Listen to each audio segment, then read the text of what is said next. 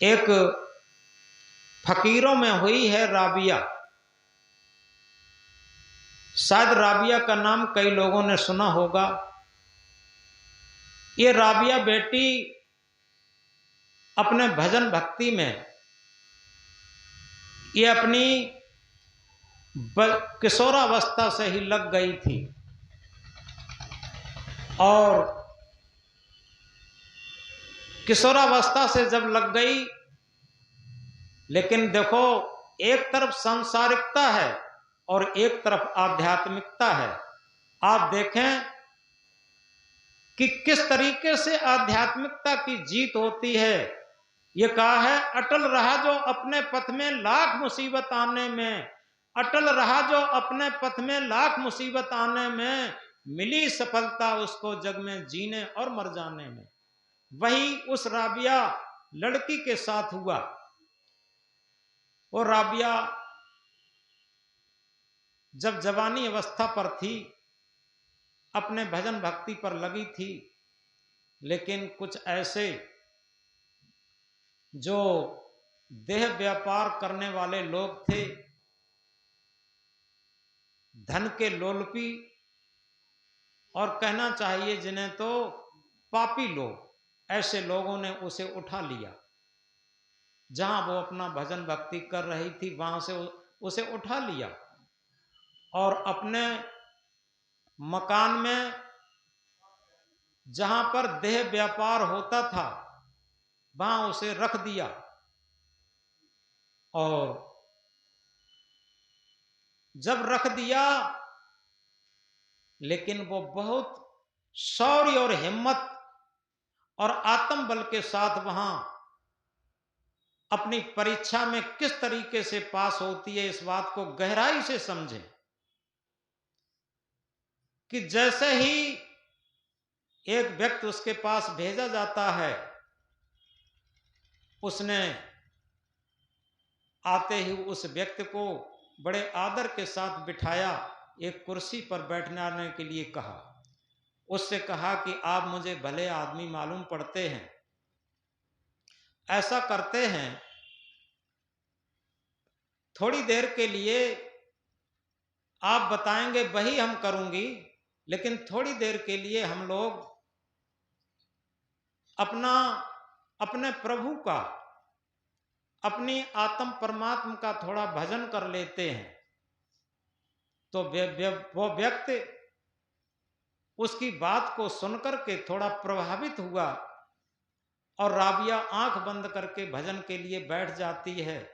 वो व्यक्ति भी उससे कहा कि तुम भी थोड़ा भजन कर लो, वो व्यक्ति भी बैठ जाता है।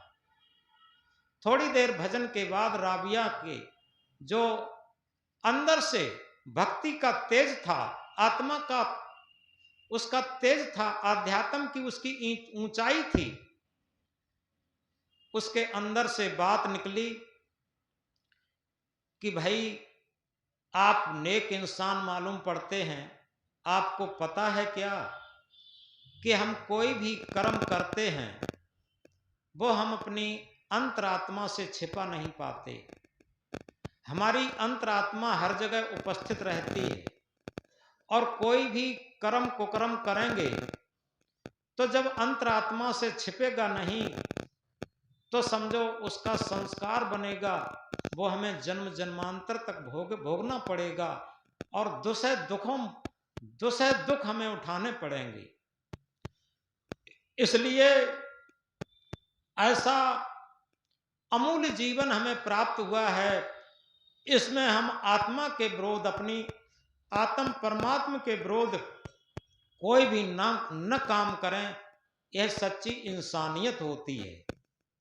इतनी बात सुनकर उसके तेज के प्रभाव से वो उस व्यक्ति ने सोचा ये तो कोई बहुत बड़ी साध्वी है, और उसके पैर स्पर्श करके चुपचाप चला जाता है। ऐसे ही उसका क्रम 2-3 दिन तक रहता है।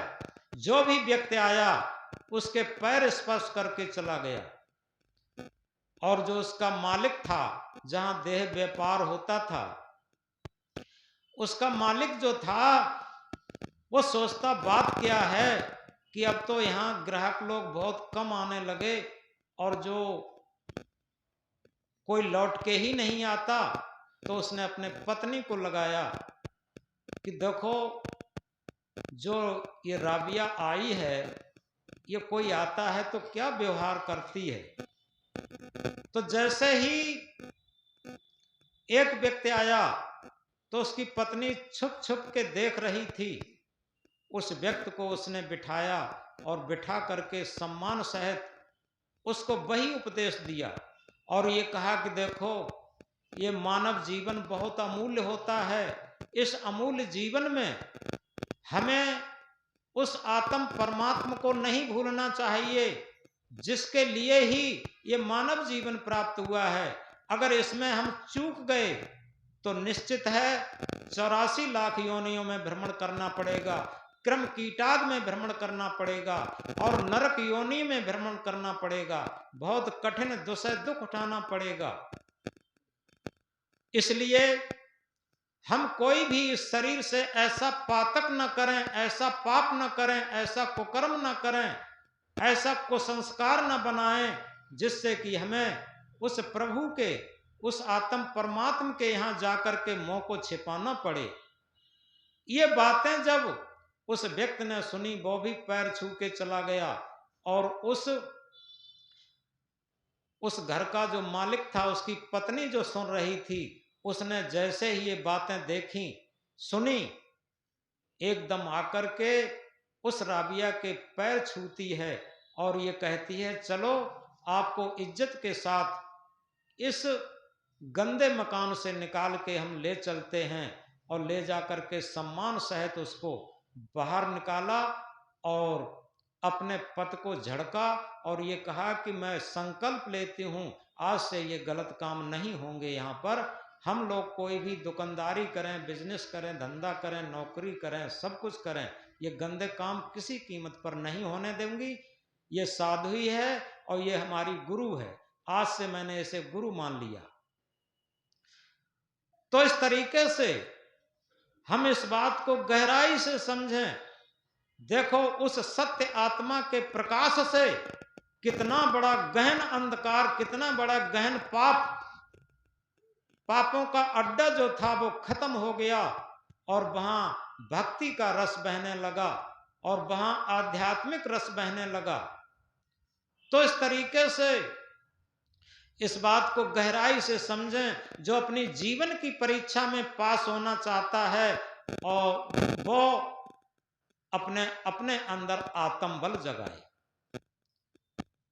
क्योंकि आत्मबल बहुत ऊंचा होता है, जिसे हम एक अंग्रेजी के कोटेशन में कभी कभी कहा करते हैं, self reverence, self knowledge, self control, these three alone lead life to sovereignty. आत्मज्ञान, आत्म संयम और आत्मविश्वास ये जीवन को परम सत्य संपन्न बना देते हैं। यथार्थ में इस कहानी के द्वारा, ये कहानी नहीं सत्य घटना है, इस सत्य घटना के द्वारा हम समझ सकते हैं। क्योंकि अभी हमने कहा था अटल रहा जो अपने पथ में, लाख मुसीबत आने में मिली सफलता उसको जग में जीने और मर जाने। जो अपने भक्ति पथ पर, जो अपने आत्मा के पथ पर अटल रहता है उसे सफलता मिलती है, कठिनाइयां कितनी भी आए। आपने चंद्रशेखर आजाद का, ये शहीदों में सरमार थे और इन्होंने संकल्प लिया था कि हम अंग्रेजों को तो मारेंगे लेकिन अंग्रेजों की गोली से नहीं मारेंगे। तो ये इलाहाबाद में अंग्रेजों ने घेर लिए थे। अंग्रेज सैनिकों ने ये स्वयं अपनी गोली से, रिवाल्वर की गोली से स्वयं अपनी छाती में लगा करके शहीद हो गए थे। और इन्होंने जीते जी एक बात कही थी कि हर वर्ष शहीदों की आएगी। सत पथ पर चलकर जिस दिन मानवता आएगी, न मजहब काम आएगा, न जाति आएगी। बोलो सदगुरुदेव की।